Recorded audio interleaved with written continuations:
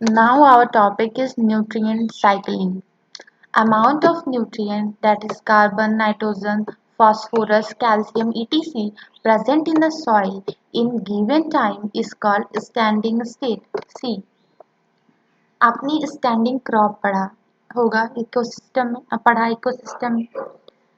Standing crop क्या थे? Amount of biomass present in a given area in a particular time is called standing crop. और वही amount of nutrient present in soil in a given area क्या है? Standing state है. तो दोनों को आप स्टैंडिंग क्रॉप और स्टैंडिंग स्टेट दोनों में कंफ्यूज ना हो, इसलिए इन दोनों टर्म्स को किसी ट्रिक्स से निमोनिक्स से आप लोग डिस्टिंग्विश करके याद रखें. It varies in different kind of ecosystem and also on a seasonal basis.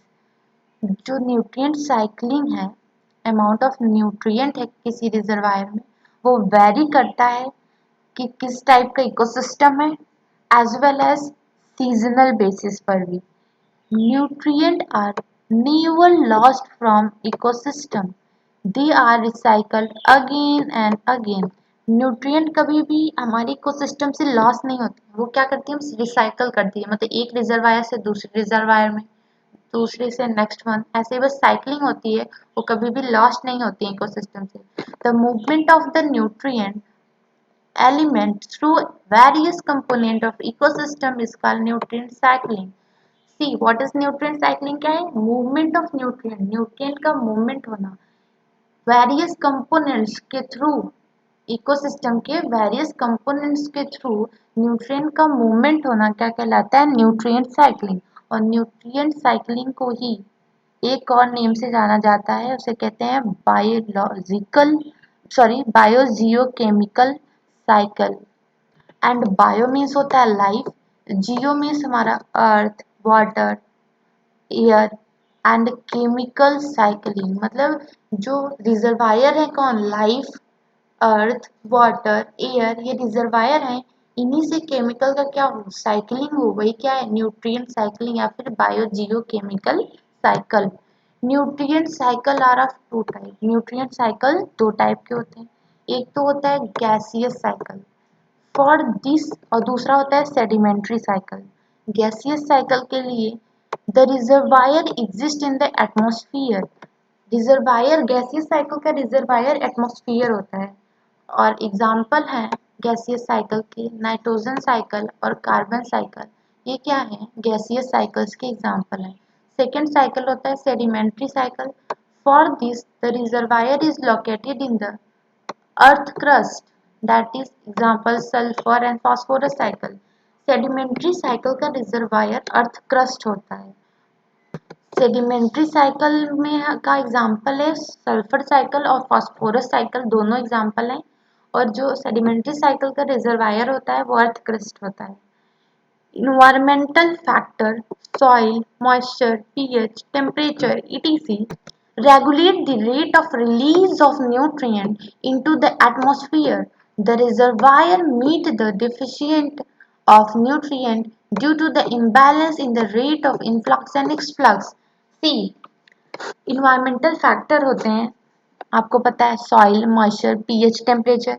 ये रेगुलेट करते हैं कि रिलीज ऑफ न्यूट्रिएंट को, इन जो एटमॉस्फेयर में कितना न्यूट्रिएंट रिलीज हुआ है. तो ये सब फैक्टर्स हैं जो अफेक्ट करते हैं.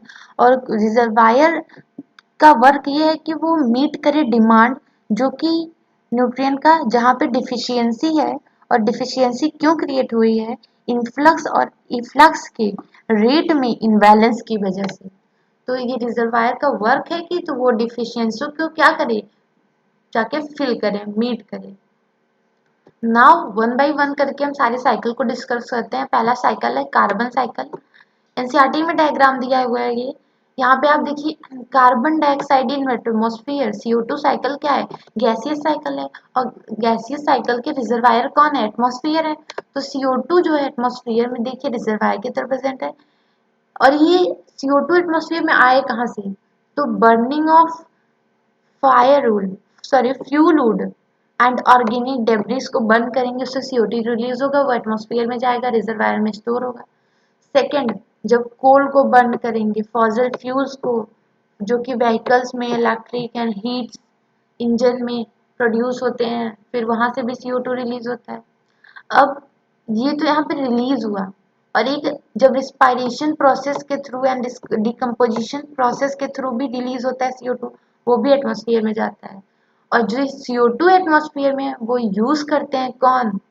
Organisms like CO2 in water. फिर वो ऑर्गेनिज्म डिके करता है और कैलकेरियस डिकम्पोजिशन होता है। और प्लांट यूज करते हैं उसको, टेरेस्ट्रियल प्लांट फूड चेन में यूज करते हैं as a source for the formation of the carbohydrate, that is photosynthesis process में यूज करते हैं। और यहाँ पे क्या आपको दिख रहा है? डेंड्राइटिस फूड चेन। जैसे ये डेड हुआ, डेड होने के बाद ये क्या हुआ? डेंड्राइटिस फूड चेन की तरह डिकम्पोज हुआ, डिकम्पोजिशन प्रोसेस के थ्रू ये CO2 एटमॉस्फेयर में चला गया। तो ये आपको क्या दिख रहा है? डिफरेंट साइकिल दिख रही हैं जो कि CO2 के रेट ऑफ इन्फ्लक्स के लिए रिस्पॉन्सिबल है, एक्सचेंज के लिए, कि जहाँ पे डेफिशिएंसी हो रही है वहाँ पे जाके मीट हो रहा है, उस डेफिशिएंसी को फिल किया जा रहा है। Now move on some theory, that is the reservoir of carbon। Atmosphere reservoir होता है कार्बन का। और आपको पता है एटमोस्फियर में अबाउट 1% ओनली CO2 स्टोर है। एंड ऑर्गेनिज्म में एज अ ड्राई वेट के फॉर्म में कार्बन 49% स्टोर है। और ओशन में 71% ऑफ डिजॉल्व्ड कार्बन है। मतलब मेजर सोर्स ऑफ कार्बन क्या है? हमारा ओशन है। रिजर्वायर कौन है मेजर? तो ओशन है, उसके बाद ऑर्गेनिजम्स है एंड एटमॉस्फेयर है। It regulate the amount of atmospheric CO2। Ocean क्या करता है? रेगुलेट करता है अमाउंट ऑफ एटमॉस्फेरिक CO2 को। फॉसिल फ्यूल्स ETC, ये सब भी क्या है? रिजर्वायर है कार्बन के, क्योंकि जब कार्बन फॉसिल फ्यूल हम लोग बर्न करते हैं वो कार्बन CO2 के फॉर्म में रिलीज होता है एटमॉस्फेयर में। Carbon cycling occurs through the atmosphere, ocean and through living and dead organisms। See, जो कार्बन साइकिलिंग होती है वो किसके थ्रू अकर करती है? रिजर्वायर्स के थ्रू उसका डिमांड मीट किया जाता है। और उसके रिजर्वायर कौन है? एटमॉस्फेयर है। लिविंग एंड डेड ऑर्गेनिज्म है, ओशंस है। और एक डेटा है एनसीईआरटी में कि 4 into 10 to the power 13 kg of the carbon is fixed in the biosphere through photosynthetic annually। Photosynthesis के थ्रू कितना कार्बन फिक्स होता है एनुअली आपको पता है? बायोस्फीयर में 4 into 10 to the power 13 kg। और major amount of carbon returns into the atmosphere as carbon dioxide through photosynthesis. और मेजर अमाउंट ऑफ कार्बन जो एटमॉस्फेयर में रिलीज होता है वो CO2 के फॉर्म में होता है। वो भी कैसे होता है? रिस्पायरेशन प्रोसेस के दौरान। Processing of the waste and dead organic matter by decomposers also release CO2। Decomposition process में आपने पढ़ा कि ऑर्गेनिक कम्प्लेक्स सबस्टांसेस को simpler inorganic substances like CO2 water में डिकम्पोजिशन हो रहा था। तो डिकम्पोजिशन के थ्रू क्या CO2 भी रिलीज हुआ, जो कि वेस्ट डेड ऑर्गेनिक मैटर के प्रोसेसिंग से रिलीज हुआ। Some amount of the fixed carbon is lost to the sediment and removed from circulation।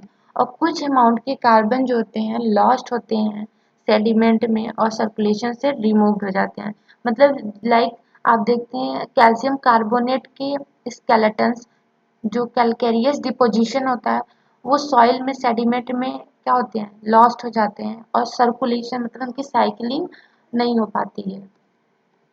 Now कुछ और पॉइंट्स हैं एनसीईआरटी में, that is burning of the wood, fire, forest fire, combustion of organic matter, fossil fuel, volcanic activity से भी CO2 release होता है and other sources release CO2 into the atmosphere. हम कोई भी फ्यूल बर्न करते हैं, फॉरेस्ट को अगर जलाया जाता है, बर्न किया जाता है, या फिर ऑर्गेनिक मैटर्स को बर्न करते हैं तो CO2 रिलीज होता है। और एक भी और याद रखें कि वॉल्केनिक एक्टिविटीज के थ्रू भी CO2 रिलीज होता है एटमॉस्फेयर में। Role of human activities in carbon cycling, humans की एक्टिविटीज ही रिस्पॉन्सिबल हैं जो अर्थ का टेम्परेचर इंक्रीज हो रहा है, that is greenhouse effect. हम क्या करते हैं? ह्यूमंस क्या करते हैं? डिफॉरेस्टेशन करते हैं और फॉसिल फ्यूल्स को बर्न करते हैं, जिसकी वजह से increase rate of release of CO2 into the atmosphere. Atmosphere में CO2 का रिलीज इंक्रीज होता जा रहा है और यही क्या कॉज करता है? ग्रीन हाउस इफेक्ट, जो कि एक हमारे अर्थ के टेम्परेचर को इंक्रीज कर रहा है। ये हमने क्या पढ़ा, कार्बन साइकिल।